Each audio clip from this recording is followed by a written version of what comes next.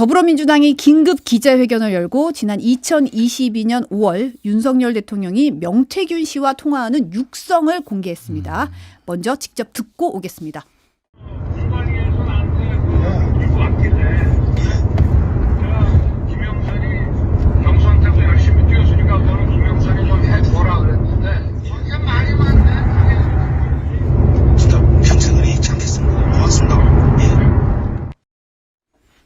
네, 음질이 그렇게 좋지는 않아요. 내용을 보면 이제 윤석열 대통령이 공관위에서 나한테 들고 왔길래 내가 김영선이 경선 때부터 열심히 뛰었으니까 그거는 김영선이를 좀 해줘라 그랬는데 당에서 말이 많다라고 말했습니다.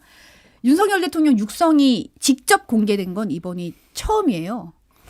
내용을 보면 사실상 국민의힘 공천에 관여했다는 걸로 보이는 정황인데 이런 정황 확인된 것도 처음이잖아요. 어떻게 들으셨나요? 충격적이죠. 이거는 판과 차원이 달라졌다. 그렇게 말씀을 드려요. 우리가 김건희 여사 육성을 계속 기다렸던 게 김건희 여사가 윤석열 대통령 그 배경을 등에 업고 공천이나 다른 당무에 개입한 거 아니야? 이거 되게 문제야. 그래서 김건희 여사 특검합시다. 막 이랬는데 이제는 그 몸통이 나타난 거잖아요. 윤석열 대통령 육성이 나타나는 것은 이것은 민주당이 윤석열 대통령을 향해서 직접 정조준할 수 있는 먹잇감이 드러났다. 이렇게 보여지고요.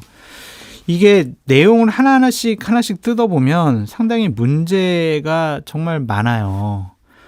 공관위에서 나한테 들고 왔다. 당선인에게 왜 공관위에서 어떻게 들고 가죠? 이것은 명백한 당무 개입이고 부적절한 공관위 행태다라고 볼 수 있고 김영선이 경선 때도 열심히 뛰었으니까 뭘 열심히 뛰었을까? 그때 다 열심히 뛰었어요. 근데 왜 김영선한테만 이런 페이버를 줬을까? 그거는 여론조사와 여론조작에 있어서의 김영선 의원의 공헌을 좀 인정해 준 거 아닌가 그렇게 유추해 볼 수 있고 결정적인 거는 김영선이 좀 해줘라. 이거는 그냥 본인이 공당의 공천 시스템을 완전히 무력화시키고 무시하면서 그냥 내 맘대로 하겠다라는 거잖아요. 공천 그냥 내 맘대로 내가 주라면 주는 거지 뭐. 독재자죠. 그러니까 이 문장 한 3-4문장 가지고도 정말 큰 일을 저질렀구나 그런 생각이 들어요. 뭐 판 뒤집혔다. 뭐 이 정도가 될 것 같아요. 말씀은 이제 잘 요약을 해주셨고 이제 앞으로 이게 이제 어떻게 될 것이냐 뒤에 우리가 좀 얘기했지만 짧게 얘기를 하면은 검사 윤석열이 대통령 윤석열의 목을 조이겠구나 이 생각이 들어요. 예. 무슨 얘기냐면은 네. 기억하시겠지만은 예전에 이제 박근혜 대통령이 이제 이제 대통령직에서 파면 당하기 전에 하나 기소됐던 게 뭐였냐면은 공직선거법 위반으로. 그러니까 박근혜 당시에 검찰이 뭐였냐면은 박근혜가 2015년 11월부터 2016년 3월까지 이 20대 총선에서 친박 정치인들을 대거 당선시킬 목적으로 선거운동 기획 여론조사 그리고 새누리당 공천관리위원회 각종 자료 전달 뭐 이런 거를 했다라는 거죠. 경선 유세 관여 등을 했다라는 이유로 이거를 기소를 했는데 이게 윤석열 검사가 한 거예요. 예. 그래서 이게 결국은 징역 2년이 나왔어요. 나중에 이제 파면된 이후에 최종심으로 나왔겠죠. 어쨌든 이렇게 된 거고 이게 이제 공직선거법 제57조 6의 공무원 등의 당내 경선운동 금지 제86조에 공무원 등이 선거에 영향을 미치는 행위 금지 그래서 이런 거 하면 안 된다. 그리고 제255조 부정선거운동죄 그래서 이런 거는 5년 이하의 징역에 처한다라고 돼 있어요. 그래서 이게 판례가 남아 있습니다. 어쨌든. 그러니까 이게 그 당시에 뭐 이것도 좀 말이 좀 있었어요. 이게 뭐 이제 특히 이제 새누리당 쪽에서는 이거는 너무 과하게 적용한 거다라는 건데 이거는 선거 여론조사하고 요 정도만 해도 징역 2년이 나왔거든요. 근데 이거는 지금 공천을 줬다고 사실상 압력을 행사한 거잖아요. 그러면 이제 검사 윤석열이 했던 대로 하면 되는 거죠. 그러니까. 지금 민주당은 이 통화의 시점이 2022년 5월 9일 그러니까 국민의힘 공천 발표 하루 전이라고 밝혔어요. 그래서 이제 복기를 해보면 앞서서 공개된 명태균 씨와 강혜견 씨의 통화 녹음이 있잖아요. 이 같은 날 명 씨가 사모하고 전화해서 대통령 전화했다. 대통령은 나는 김영선이라고 했는데 내일 점심 때 발표할 거라고 하는 내용과 이제 맥락이 이어지고 있어요. 그렇죠. 뭐 우리가 제일 처음 뭐 문자로 확인했던 글자로 확인했던 윤상현 끝났어. 이제 그것과도 일맥상통하는 것 같아요. 그러니까 지금까지 계속 언론에서 보도했고 강혜경 씨가 증언했던 게 다 사실이었구나. 그동안 명태균 씨나 아니면 다른 사람들이 얘기한 것은 거짓말이구나. 이렇게 좀 볼 수밖에 없을 것 같고요. 저는 이게 시점이 문제가 5월 9일이 무슨 날입니까? 취임식 전날입니다. 정말 정신없고 바쁠 때거든요. 막 밖에는 계속 보고하려고 줄 서 있을 거고 여러 가지 챙겨야 될 것도 많은데 그 바쁜 당선인이 김영선 공천 주려고 명태균 씨한테 전화하고 통화하고 이런 얘기하고 참 이게 그러니까 처음 보는 거라서 지금 뭐라고 해석하고 분석하기가 당황스러워요. 많이. 네. 예, 그래서 일각에서는 이제 5월 9일 대통령 취임하기 전이니까 5월 9일이니까 공직선거법에 해당 안 되는 거 아니냐. 근데 당선이니까. 이제, 당선이니까. 근데 이제 이거를 당선인이면은 인수위까지 가동하고 있는데 당선인 신분이라는 게 있잖아요. 그렇죠. 그러니까 이거를 대통령이 아니라 취임하기 전이라고 해서 이거가 빠져나갈 구멍이 있느냐도 그렇고 또 하나는 이제 민주당 쪽에서의 주장은 뭐냐면은 행위가 영향을 미친 것은 5월 10일 공천 공식 발표예요. 그러니까 실제 5월 9일에 이 통화가 이뤄졌지만은 그러면 5월 10일에 취임했기 때문에 대통령 당선 그때 이제 이미 이게 행위가 이뤄졌기 때문에 이거는 공직선거법 대상이라는 거예요. 물론 이게 이제 앞으로 어떻게 전개될지 모르고 이게 법원에 갈지는 모르겠으나 저는 이게 훨씬 더 합리적으로 들리는 거예요. 그러니까 어쨌든 5월 10일 날 공천 발표가 됐고 5월 10일 날 대통령이 취임했기 때문에 이거는 이 전에 이런 게 있더라고 하더라도 상당히 이거는 무조건 공직선거법에 걸릴 수밖에 없다. 뭐 이제 그렇게 생각을 합니다. 이 대통령의 육성 자체는 시점이 5월 9일인데 이게 이제 민주당 설명으로는 6월 15일쯤에 명태균 씨가 지인에게 이 통화를 들려주는 걸 녹음한 거다라고 설명을 했거든요. 이제 명태균 씨가 이 통화를 들려주면서 김건희 여사에 대해 언급하는 육성도 함께 공개가 됐습니다. 이 내용도 잠시 듣고 오겠습니다. 지 마누라가 옆에서 아니 오빠 명 선생님 그거 처리 안 했어? 명 선생님이 이렇게 아침에 이래 놀라셔가지고 전화 오게끔 만든 이게 오빠 이거 오빠 대통령으로 자격 있는 거야? 그러니까 처음에 무슨 말이 많은지 뭐 나는 했다 나는 분명히 했다라고 마누라 보고 얘기하는 거야. 그 장관 앉혀 뭐 앉혀 아무것도 모르는데 씨발 이거 앉혀라 저거 앉혀라 저거 앉혀라 안 한 거야. 그 마누라 앞에서 했다고 변명하는 거야. 내가 평생 의뢰 있지 않겠습니다. 하니까 알았어 내가 좀 됐지? 지 마누라한테 그 말이야. 마누라가 딱 옆에서 그리고 바로 끊자마자 마누라 전화 왔어. 선생님 윤상현이한테 전화했습니다. 보안 유지하시고 내일 취임식에 꼭 오십시오. 이렇게 전화 끄는 거야. 이게 이제 명 씨가 지인에게 대통령과 이런 통화를 했는데 여기에 대해서 부연 설명을 하고 있는 거예요. 김건희 여사가 윤 대통령에게 왜 처리를 안 해서 아침에 선생님이 놀라서 아침부터 전화하게 하느냐라고 다그치고 그러니까 김 여사가 이 대통령과 통화하고 나서 바로 전화를 명 씨한테 걸어서 당시 공천관리위원장이었던 윤상현 의원한테 전화했다. 취임식 꼭 오십시오. 이랬다는 내용이잖아요. 어떻게 들으셨어요? 여기에 이제 여러 가지 우리가 또 단어 하나하나씩 봐야 될 게 있죠. 네. 지잖아요. 지. 여기선 지는 대통령을 가리키는 거고 오빠라는 것도 이제 대통령을 가리키는 거잖아요. 그러니까 지금 김건희 이게 맞다면 네. 김건희 여사는 상당히 윤석열 대통령을 무시하는구나. 이것이 일관된 김건희 여사의 인식과 판단인 것 같고 아니 명태균 씨 전화를 뭐 안 받고 먼저 하게 하면은 대통령 자격이 없다. 이렇게 얘기하는 게 과연 이게 정상적인가 그런 생각도 들고 명 선생님 전화가 오게끔 네. 만드는 거는 대통령 자격이 오빠가 대통령으로 자격이 있는 거야? 이랬다는 거잖아요. 그러니까 그런 인식과 판단 그런 생각을 하는 것이 맞는 것인가? 물론 이건 명 씨의 주장입니다만. 그러니까요. 네. 막 사실이라면 그것도 그렇고 여기서 또 김건희 여사를 또 마누라라고 표현을 하면서 폄하하고 장관 이거 앉혀라 저거 앉혀라 막 이런 얘기 하잖아요. 그럼 장관도 명태균 씨가 이렇게 좀 영향력을 끼쳤다. 김건희 여사한테 얘기해가지고 뭐 이렇게 또 유추할 수도 있는 거고 이거 보면 볼수록 참 명태균 씨는 정말 대단한 분이다. 그런 생각이 들어요. 공천부터 시작해서 장관 임명까지도 본인이 다 이렇게 최고 권력자들에게 편하게 얘기할 수 있는 사이라는 것은 정말 대단한 분인 것 같습니다. 그 당시에는.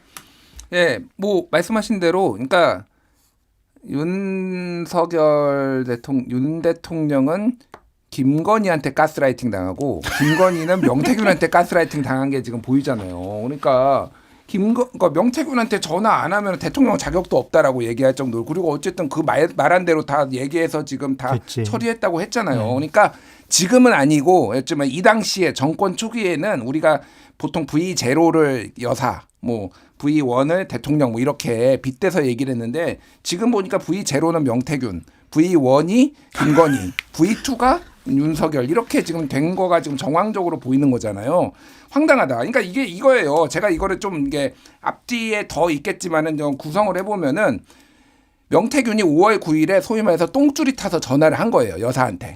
그래서 그때냐면 호칭이 사모님이었거든요. 그러니까 저 사모님, 저 내일 이제 그거 발표인데, 공천 이거 발표인데, 후보 발표인데, 이거 지금 아직도 이거 지금 확정이 안 돼가지고라고 하니까 스피커폰으로 보통 얘기한다고 했잖아요. 그러니까 스피커폰을 킨 거야. 그래서 오빠, 명 선생이 그거 처리 안 했어. 지금 아침에 놀라가지고 이렇게 전화하셨는데 이게 지금 대통령 자격이 있는 거야라고 옆에 앉아서 이거를 다 명태균이 들은 거잖아. 그러니까 이거를 안 듣고 김건희가 얘기했으면은 윤석열 둘이만 얘기했으면 모르는 거잖아. 이거는 스피커폰으로 틀은 거예요. 그러니까 같이 맨날 스피커폰 틀은다고 하니까. 그러니까 이제 윤석열 대통령이 내가 요즘 너무 바빠가지고 말이야. 뭐 이러면서 막 주저리 얘기를 하다가 그 앞에 이제 공관이한테 나한테 뭐 들고 왔길래 말이 많네 당해서 이제 여기까지 이제 나온 거고, 그런 다음에 끊은 다음에 따로 이제 여사가 다시 전화를 한 거지. 그래서 윤석열한테 얘기했습니다. 선생님, 명 선생님 다 잘 될 겁니다. 내일 이제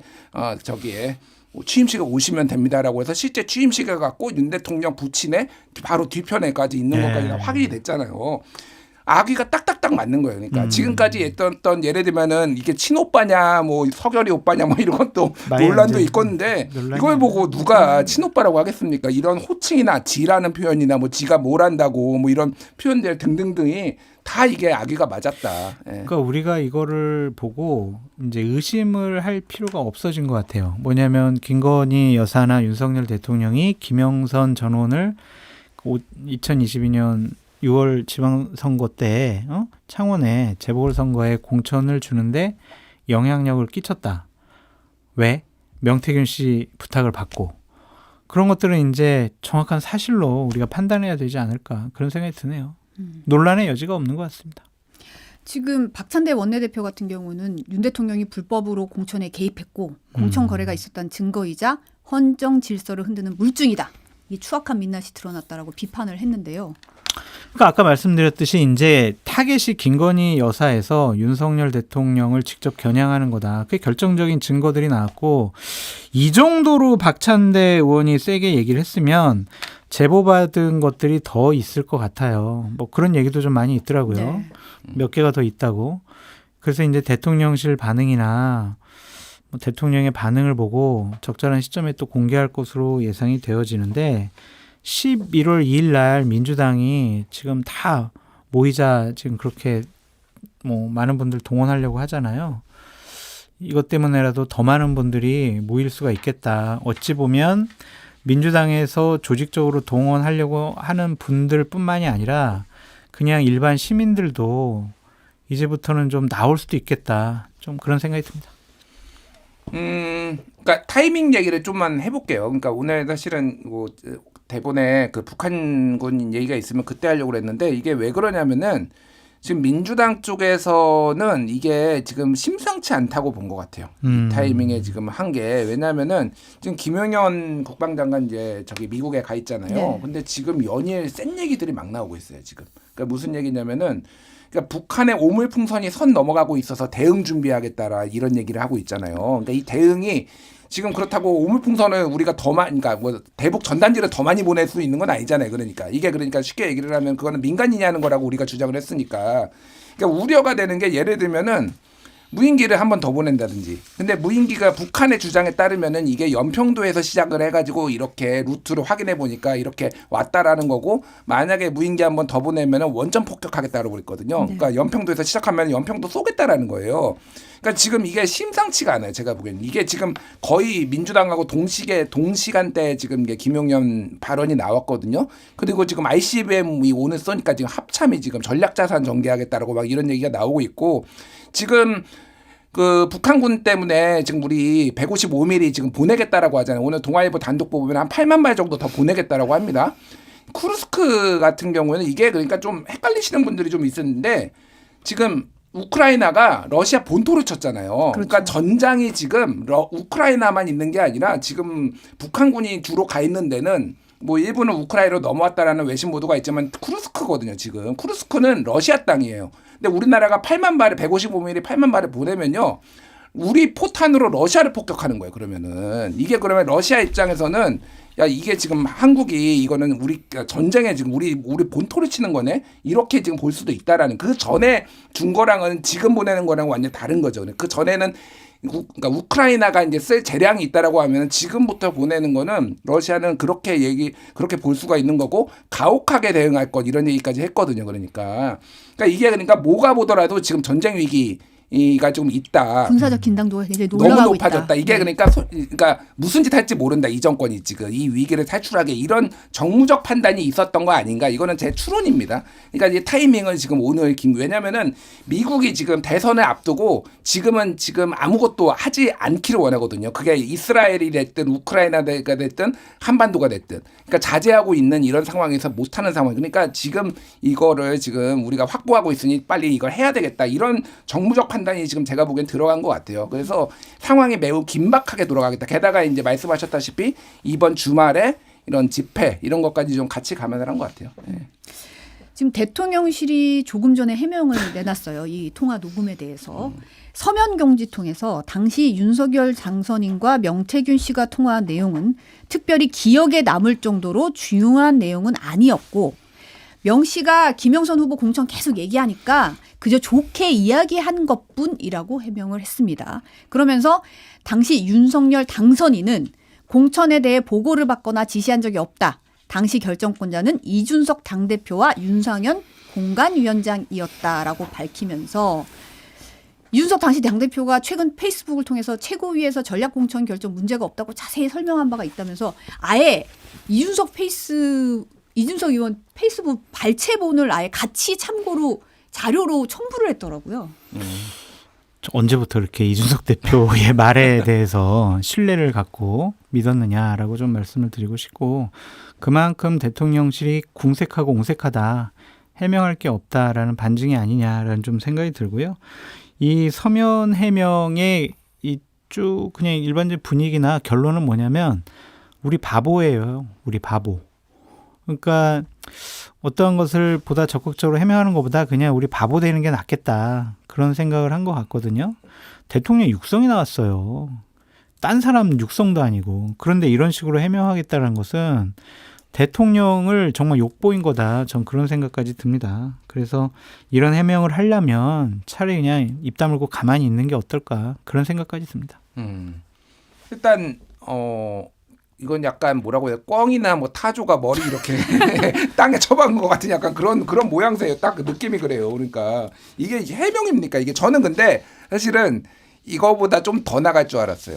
어떻게 해요? 네, 이 목소리는 윤석열 대통령이 이제 확인이 안 됐다. 이상민이에요, 그러면? 이상민 크리에이터의 가능성도 있다. 뭐 이런 게 나올 줄 알았는데, 그래도 목소리가 본인인 거는 이제 인정을 약간 한 것 같아요. 그러니까 그렇게 가면 너무 막 나가는 거고 오히려 민심이 약 끌어오를 것 같으니까. 그러니까 뭐 특별히 기억에 남을 정도로 중요한 내용이 아닌데 우리가 보기엔 중요하거든. 뭐 윤석열은 안 중요할지 모르겠는데. 아니 근데 아까도 시점을 얘기하셨지만 이게 취임식 바로 전날이에요. 그러니까요. 굉장히 바쁘고 정신 없을 중차대한 때예요, 이 진짜. 시점에 통화를 직접 한 거잖아요. 그러니까요. 이 통화가 이루어졌다는 것 자체는 인정을 한 거고요, 사실은. 그러니까 그렇지. 뭐가 됐든. 그리고 이제 뭐 당사자들은 다 뭐 부인하겠죠. 윤상현 당시 공관위원장도 뭐 이제 모른다고, 그리고 자기가 보고를 안 했다 이런 얘기를 해요. 그러니까 여기에서 근데 녹취를 보면은요, 공관위에서 나한테 들고 왔길래 이렇게 하니까 공관위원장이 아니라 윤상현이가 아니라 공관위에 누군가 또 있을 수 있어. 그러니까 윤상현은 약간 말장난하는 것 같아. 그러니까 나는 안 들고 왔어. 약간 그러니까 빠져나갈 구멍들을 지금 만들어내는 것 같고 이준석 의원은 지금 당시 당대표는 페이스북에 입장을 올렸어요. 그래서 말미잘도 이것보다는 잘 대응할 겁니다. 이렇게 하고 저는 윤석열 대통령이 공관위에서 보고를 받는 줄도 몰랐고 후보 측 관계자에게 이런 내용을 전달하는지도 몰랐습니다. 그건 니들이 해명해야 합니다. 이렇게 얘기를 했어요. 그래서 당대표 쫓아내더니 언제부터 갑자기 니들이 이렇게 했냐. 그런데 뭐 어찌됐든 글쎄요. 저는 뭐 솔직히 아주 합리적인 의심으로 이준석 대표가 이거를 전혀 보고를 안 받았을까 이런 생각도 들어요. 그러니까 이게 모르겠어요. 그러니까 뭐 이제 이준석 대표는 스스로는 있는데 이런 게 업무를 조금 다 월권하지 않겠다라는 기조가 있었긴 했어요. 당대표로서. 그래서 뭐 공관위원장한테 각자 그런데 보고조차 안 받았을까? 그 생각이 들기는 해서. 그러니까 공관위원 누군가가 저 이준석 대표님 저 당선인께 우리 공천 결과나 관리한 거 좀 보고 드리러 갔다 올게요. 아니면 잠깐 좀 보고하고 왔어요. 이런 사후 것을 보고는 됐을 수 있지. 예를 들면은 이제 그 대통령이 당선인이 지금 김영선을 밀던데 이거 어떻게 이거 뭐 윤상현 의원도 지금 윤상현 공관위원장도 약간 그렇게 된 것 같은데요. 뭐 이렇게 보고를 받았을 수도 있을 것 같아요. 그러니까 잘 모르겠습니다. 이거는 제가 뭐 추론이니까. 그래서 하여간 윤석열과 이준석이 갑자기 또 운명 공동체가 됐다. 그렇게 싸우더니. 그러네.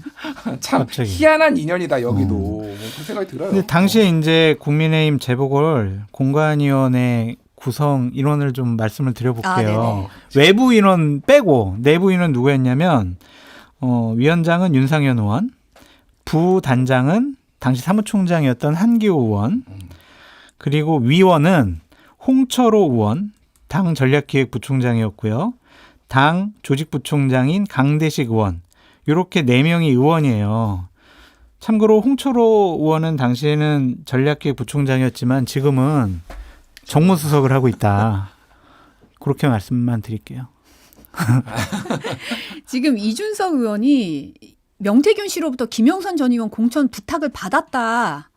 그런데 당헌 당규상 원칙만을 설명했다고 밝혔습니다. 연합뉴스 보도에 따르면 뭐 시점은 정확하게 그건 기억이 안 가능성이 있어 나는데 보여요. 명태균 씨가 부탁을 받았지만 전략 공천은 경쟁력이 월등해야 된다. 당헌 당규상 원칙만 설명했다고 밝혔거든요. 그러니까 명태균 씨랑 이준석 대표가 사이가 뭐 나쁘지 않고 계속 긴밀하게 여러 가지 얘기도 듣고 뭐 얘기 들을 만한 거 듣고 안 들을 만한 거 안 듣고 뭐 그랬다라는 게 이준석 대표의 공식적인 입장인데 저렇게 설명했다면 저게 바로 공적인 권한을 갖고 있는 사람이 제대로 대응한 거다라고 볼 수밖에 없죠.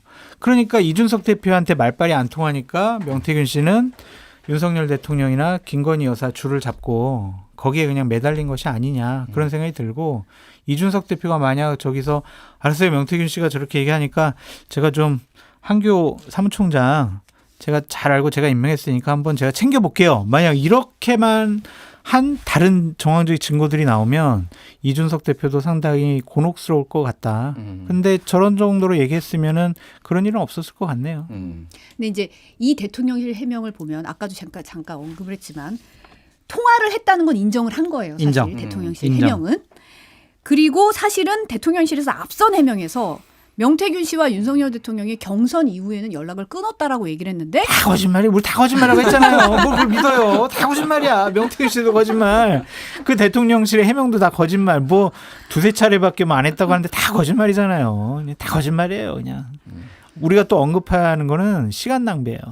다 거짓말 맞고요. 그러니까 이준석 그거는 저는 말씀하신 게 지금까지 추론으로 보면 맞는 것 같아요. 왜냐하면 이준석한테 씨알이 안 먹히니까 윤석열 그러니까 왜냐하면 그 동안에 명태균 씨하고의 관계를 봤을 때 이준석 의원도 어느 정도는 이제 친분이 있다라고 보는데 그쵸. 전적으로 의지했던 거는 김건희 여사니까 어쨌든 김건희 여사를 통해서 했던 거는 맞는데 근데 제가 이제 의문이 남는 거는 그 정말로 아무것도 몰랐을까? 보고를 안 받았을까? 이거는 글쎄요. 이 당의 시스템 돌아가는 거 봤을 때 이런 거 저런 거는 다 보고가 가거든요. 이거는 뭐 여사 쪽에서 왔네. 이거는 당선인 대통령 쪽에서 왔네. 그래서 보고는 받았을 것 같아요. 솔직히. 누가요?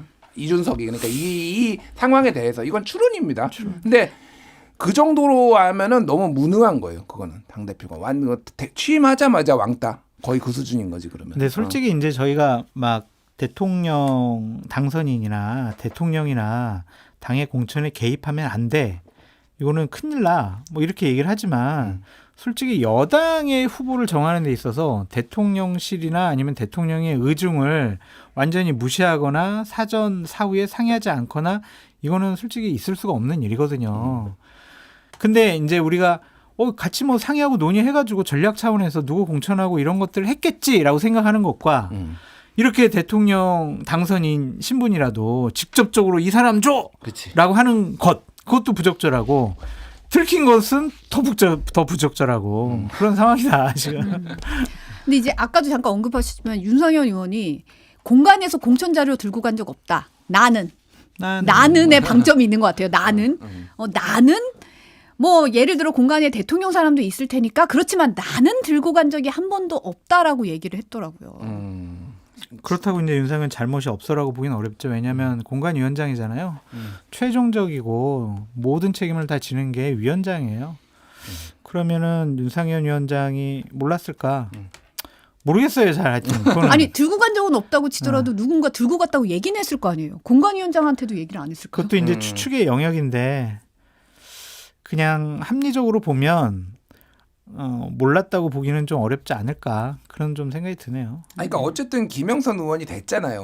뭐 여러 가지 거기에 경쟁자들도 있었고 당시에 윤핵관들이 있었던 김종양 전 의원도 있었고 막 이런 상황 정황들이 있었는데 됐잖아요. 그러면은 이거를 진실이라고 믿는다라면은 윤상현이 아니라 한기호, 뭐 홍철호, 강대식 중에 한 명이 들고 가서 보고하고 그래서 들고 와가지고 다시 윤상현한테 보고하고 그래가지고 공천이 됐다 이렇게 보는 게 합리적이죠. 그러니까 그게 합리적인 거고 그냥 명태균 우리 명 박사님의 발언을 제가 빌려서 한마디만 할게요.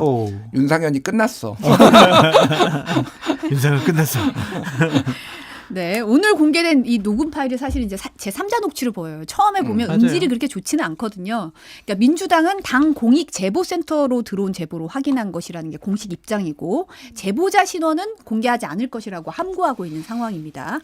당에서 책임지고 진위를 확인했다고 했는데 이제 통신비밀보호법에는 저촉되지 않는지 어떻게 보세요? 문제가 있죠. 그것을 공개한 의원이나 이제 민주당 같은 경우에는 면책 특권이 있으니까 그러니까 국회에서 이제 공개한 거잖아요. 근데 녹음을 한 분은 문제가 있지 않을까요? 왜냐하면 그거를 외부로 유출을 했잖아요. 그렇기 때문에 어떠한 처벌을 받을 수밖에 없는 상황이 아니냐. 좀 그런 생각이 드는데 그것이 이제 또 공익을 위한 것이냐라는 것과 누군지 제보자를 민주당이 밝히지 않으면 이것은 밝혀내기가 또 쉬워 보이지도 않는다. 또 그런 생각도 들고 이상할 정도로 검찰은 명태균 씨가 저렇게 막 떠들고 다니는데도 수사를 제대로 안 하고 있잖아요. 검찰이 또 밝힐 의지도 없어 보인다. 뭐 그런 생각도 들어서 법적으로 문제는 당연히 있겠지만 직접적으로 처벌하기까지는 많은 여러 가지 뭐 어려움이 있지 않을까 그런 생각도 좀 듭니다. 더 중요한 게 있다. 네. 네. 이거는 오늘 그 기자 간담회, 그러니까 회견했을 때 박찬대 원내대표가 법률 검토를 받은 걸로 알고 있고 이 부분 문제 없는 걸로 파악하고 있다라고 민주당 측에서는 주장하고 있는데 어쨌든 저거는 제3자가 뭐 녹취한 거는 거의 맞는 것 같아요. 그러니까 이 부분을 제가 보기에는 검찰에서 이거 물고 늘어질 가능성도 배제할 수 없다. 왜 그러냐면은 왜 그러냐면 이게 전례가 있어요. 예전에 1992년에 초원복집 사건. 거기에서 이제 도청을 했잖아요. 그러니까 국민의 그 당이었나 국민당이었나 그 이제 정주영 측에서. 근데 그 기관장들이 그 발언했던 거 부적절하게 선거 개입했던 거는 다 묻히고 이거를 도청했다. 여기에 초점이 맞춰져 가지고 막 검찰 막 수사 들어가고 막 당 통비박산 났거든요. 이런 전례가 있기 때문에 어쨌든 검찰에서는 이거 가지고 좀 이렇게 민주당을 압박할 수도 있겠다 이 생각이 들어요. 뭐 이거는 뭐 그냥 하나의 시나리오니까. 네.